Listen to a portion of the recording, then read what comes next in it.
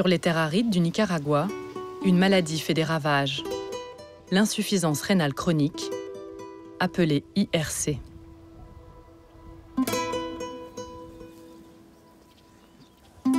Celui qui est là, il est mort d'IRC. Il avait 27 ans. José est croque-mort. Il connaît chacune des victimes. Il s'appelait Nicolas Duarte. Il venait de la communauté d'El Pelisco. Il est mort d'IRC. Il avait 23 ans. Ici, cette maladie n'a pas d'âge. Que tu sois jeune, vieux, tout le monde part. Ici, la plupart, enfin tous les jeunes qui meurent, c'est d'IRC.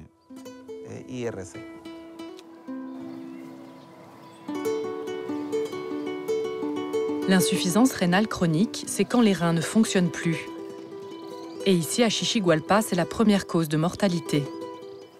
Elle touche majoritairement les coupeurs de canne à sucre.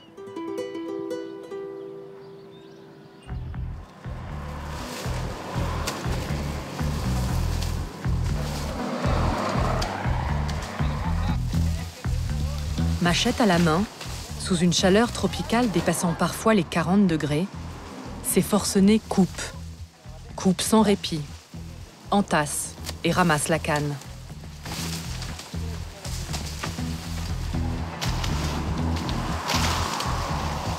Chaque année, près de 8 millions de tonnes sont produites au Nicaragua. La majorité par une seule et même entreprise, Pelas. Les coupeurs de canne à sucre sont unanimes. Cette entreprise est responsable de la maladie qui les tue à petit feu.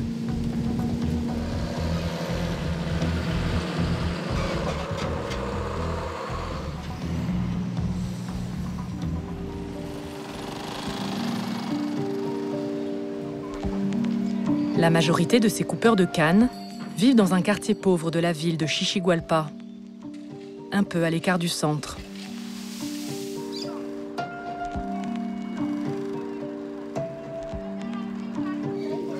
Les familles s'y entassent les unes sur les autres.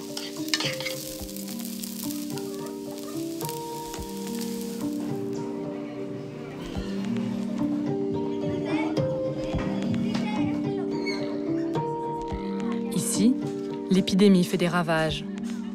Tous les hommes sont atteints d'insuffisance rénale.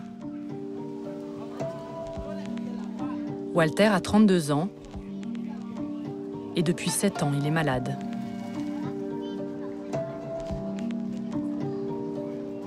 Oui, l'entreprise est coupable à 100%. C'est sûr à 100% que c'est elle qui nous a contaminés.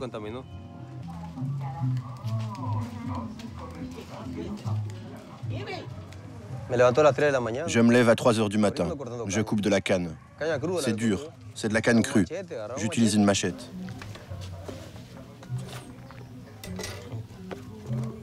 Avec ça, j'aiguise l'autre.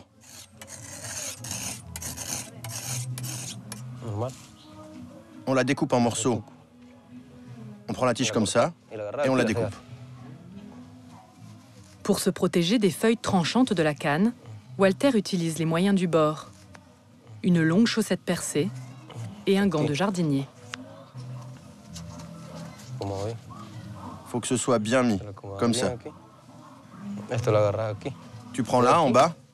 Ensuite, on coupe ici et ici.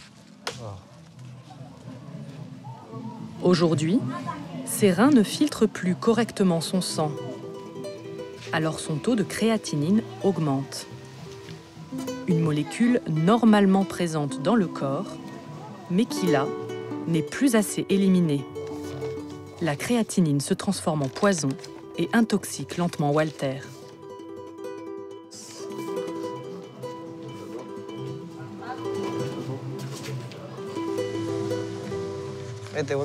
Ça, c'est mon taux de créatinine. 2 mg, tu vois? C'est beaucoup? Oui, très élevé. Déjà en 2012. Et là, celui du laboratoire qui date du 8 octobre 2014. Le taux est de 2,3. Il est écrit résultat 2,3 créatinine.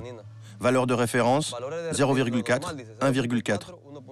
alors que mes résultats, c'est 2,3 mg.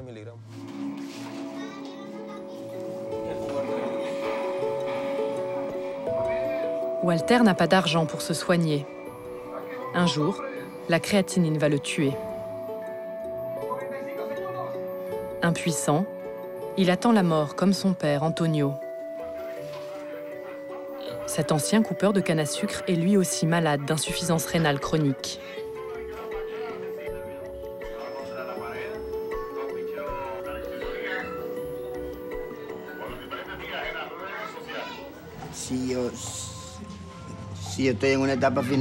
Je suis en fin de vie.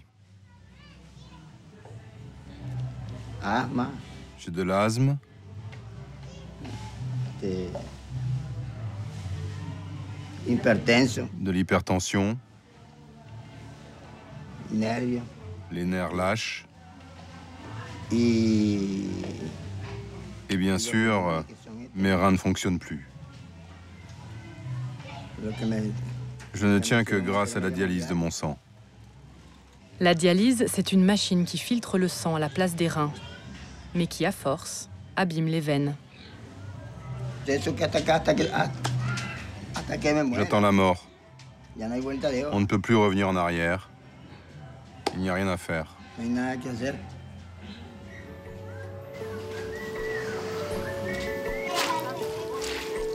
Entre un fils malade et un mari mourant, Maritza retient difficilement sa tristesse et sa colère.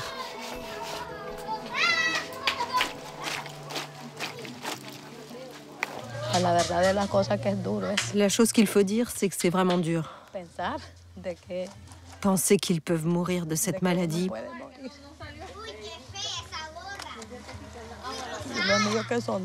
En plus, ils sont deux. Mon garçon et mon mari.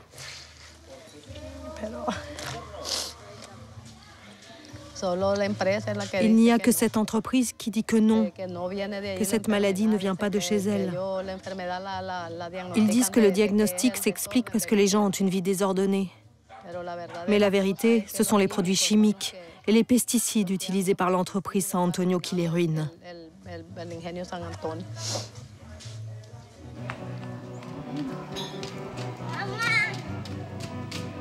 Cette entreprise que Maritza accuse s'appelle Pelas. Sa filiale, San Antonio, serait responsable de cette épidémie à cause des pesticides utilisés dans ses champs. Ici, tous les coupeurs de canne à sucre, tous ces malades d'insuffisance rénale travaillent pour elle.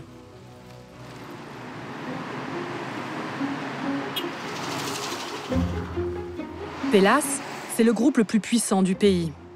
Il vend des voitures, des assurances, détient un réseau de télécommunications et des hôpitaux. En 2010, Pelas pesait 120 millions d'euros. Mais ce qui a fait la renommée du groupe, c'est sa production de biocarburants et surtout son fameux rhum Flor de Caña, fabriqué à partir de canne à sucre.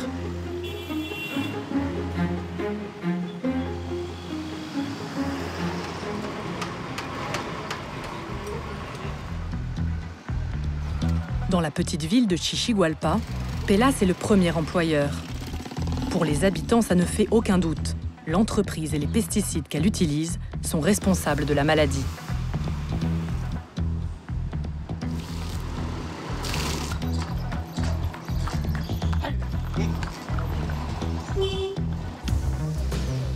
Tous les dimanches, une armée d'un nouveau genre monte au front.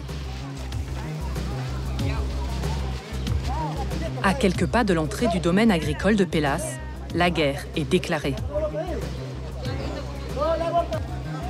Une centaine d'anciens travailleurs, tous malades, et quelques veuves manifestent. Leur revendication, obtenir des indemnités de la part de Pelas. Luis est leur meneur. Nous sommes malades d'insuffisance rénale chronique. Et le temps est venu pour l'entreprise de nous donner des réponses. Pour le moment, nous n'avons rien obtenu d'eux. Quelqu'un a obtenu quelque chose ? Rien. La loi dit qu'ils doivent prendre acte de notre plainte. Nous exigeons pour les travailleurs une indemnité. Combien sont prêts à se battre ? Tous.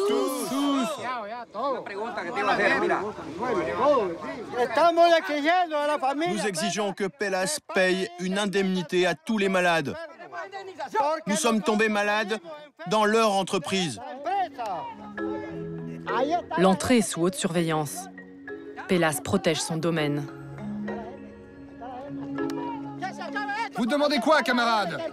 Que demande le peuple malade de Xixihualpa? Une indemnité. Une indemnité. Et que ces messieurs de Pelas parlent. Les esprits s'échauffent, la tension monte d'un cran.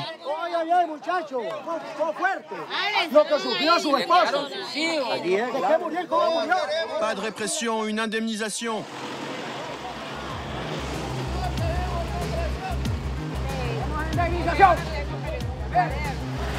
La réponse de Pelas est sans appel.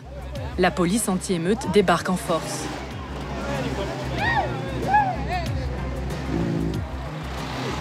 Face aux armes et à la toute-puissance de Pelas, ce groupe de malades et de veuves ne fait pas le poids. Luis réagit tout de suite et donne l'ordre de se disperser. Laissez tomber. Passez par là. Allez là-bas, allez là-bas. Si on continue, ils enverront la police et commenceront les arrestations. Nous ne pouvons pas nous le permettre. Lors des réunions précédentes, certains d'entre eux ont été arrêtés, d'autres blessés. Les manifestants ont peur. Aujourd'hui, il n'y aura pas d'affrontement.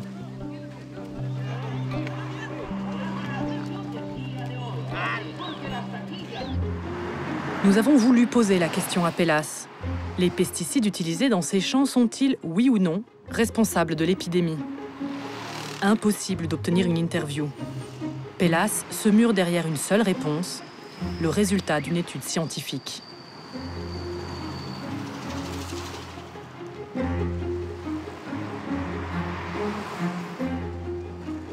Nous sommes à l'université de León.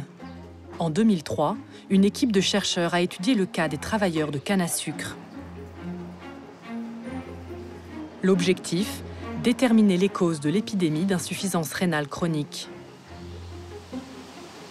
Le docteur Marvin González nous explique. Nous n'avons pas pu faire de lien avec cette maladie. Nous n'avons pas trouvé de niveau toxique pour les métaux lourds et les pesticides dans les échantillons analysés. Néanmoins, bien que nous ne connaissions pas la cause exacte, nous connaissons les facteurs de risque. Le premier, c'est le stress thermique, conséquence d'une importante exposition à des hautes températures. Un autre, c'est la déshydratation qui entraîne l'augmentation de l'acide urique dans le sang. Il y a aussi l'hypothèse selon laquelle la consommation de boissons sucrées pourrait endommager la fonction des reins. Enfin, il y a aussi d'autres facteurs environnementaux.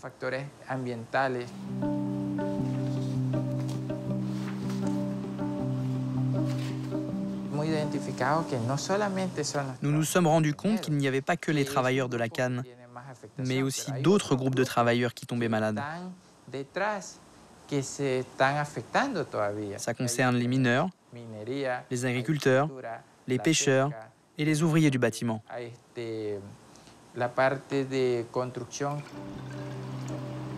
À l'heure actuelle, les causes de cette épidémie nationale sont inconnues. Seule certitude, elle a déjà fait près de 9000 morts dans tout le pays. La piste des pesticides n'est pas écartée. Face à l'ampleur de ce désastre sanitaire, il faudrait une volonté politique pour pousser les investigations scientifiques. En attendant, à Xixihualpa, c'est l'hécatombe. L'exaspération monte. Pelas refuse de payer des indemnités. Elle écarte toute responsabilité. Néanmoins, pour faire taire les revendications, elle consent quelques dépenses à minima.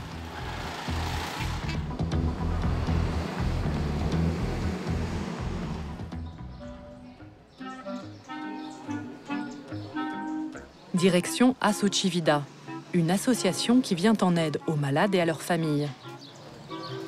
Ici, les travailleurs obtiennent gratuitement des médicaments pour soigner leur insuffisance rénale chronique.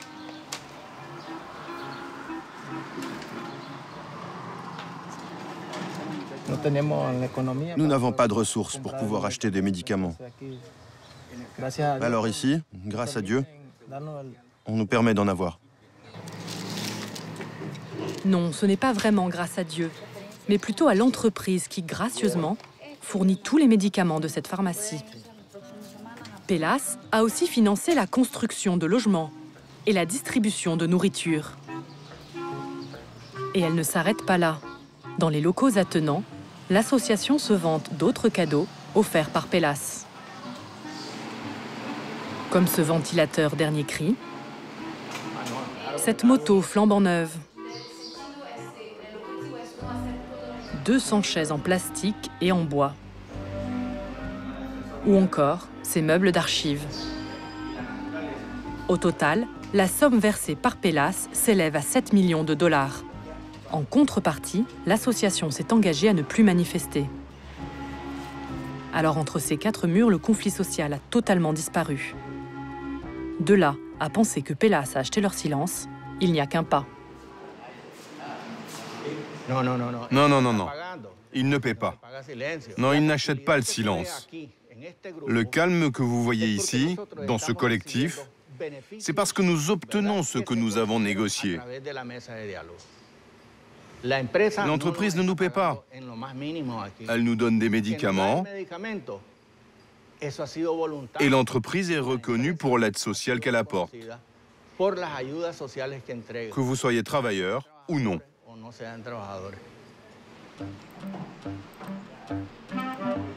9 ans que Pelas paye, 9 ans que les travailleurs de l'association n'ont plus manifesté.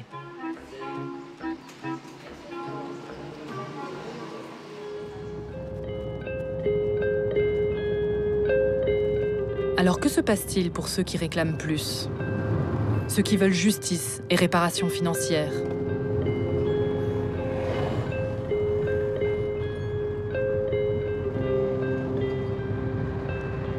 Une femme n'a pas encore rendu les armes. C'est Carmen Rios. Elle a longtemps manifesté contre Pelas sans aucun résultat. À 56 ans, elle s'est donnée pour devoir d'aider les malades. Aujourd'hui, elle va à leur rencontre, chez eux, dans ce village, au milieu des champs de canne à sucre.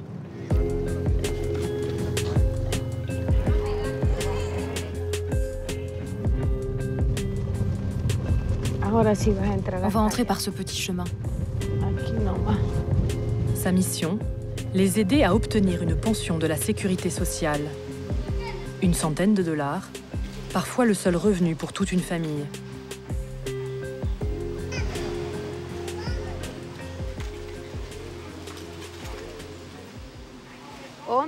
Où es-tu, Maria? Allez. Bonjour, comment ça va?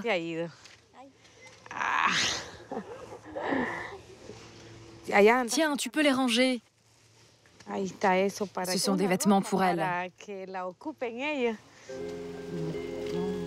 À chacune de ses visites, malades, veuves, tous arrivent pour lui demander conseil. Carmen les aide à constituer le dossier qui leur permettra d'obtenir cette pension.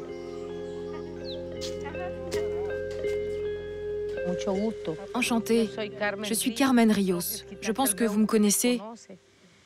Et vous recevez toujours sa retraite? Non. Décédée à cause d'insuffisance rénale chronique. Ce document est l'acte officiel de décès qui dit que son mari est mort d'insuffisance rénale chronique. Tous les travailleurs, hommes ou femmes, souffrant d'une pathologie contractée sur leur lieu de travail, ont droit à une pension d'invalidité de la part de la sécurité sociale, mais aussi d'une indemnité de la part de leur employeur.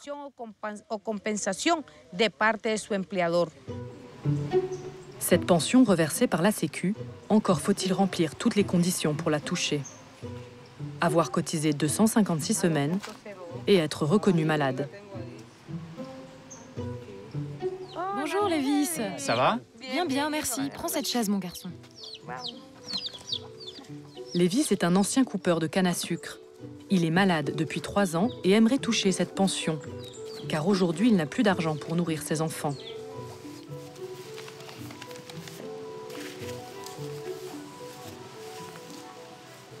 En le voyant comme ça, on a l'impression qu'il n'est pas malade. Mais c'est parce qu'il fait attention. Je ne bois pas, je ne fume pas, je suis chrétien, quoi. Grâce à Dieu, j'ai réussi à stabiliser la maladie. Mon père, mes 3 frères sont morts de créatinine. On va prier Dieu pour qu'il te donne la force d'aller de l'avant.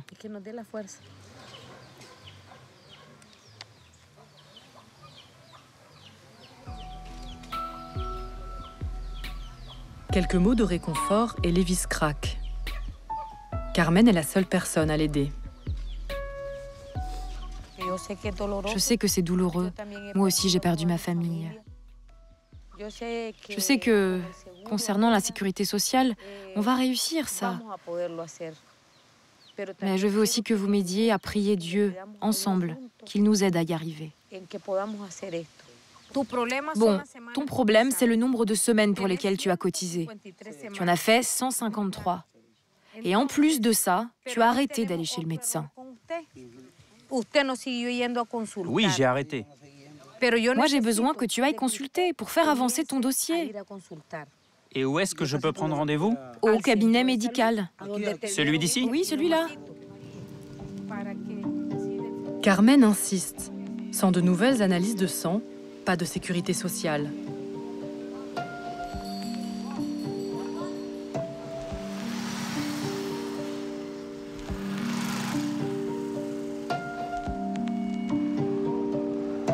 À Xixihualpa, la question n'est pas de savoir si l'on est malade, mais plutôt combien de temps reste-t-il à vivre.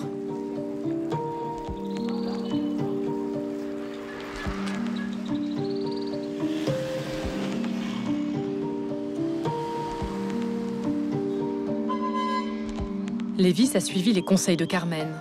Il a fait ses analyses de sang.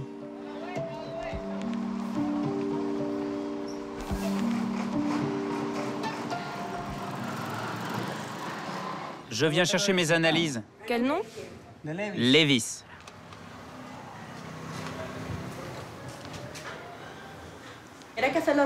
Vous voulez que je vous lise les résultats?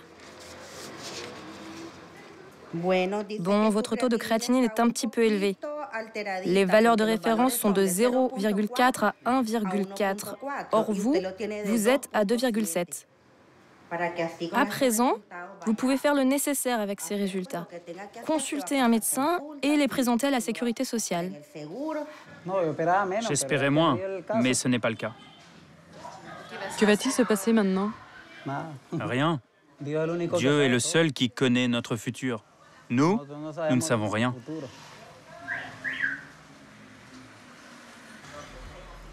Le verdict est sans appel. La maladie gagne du terrain.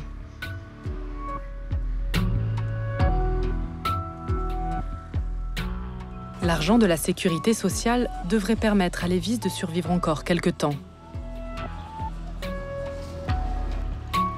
Que Pélas et sa canne à sucre soient responsables ou non de cette épidémie, peu importe. Ici, à Xixihualpa, c'est toute une population sacrifiée qui meurt en silence.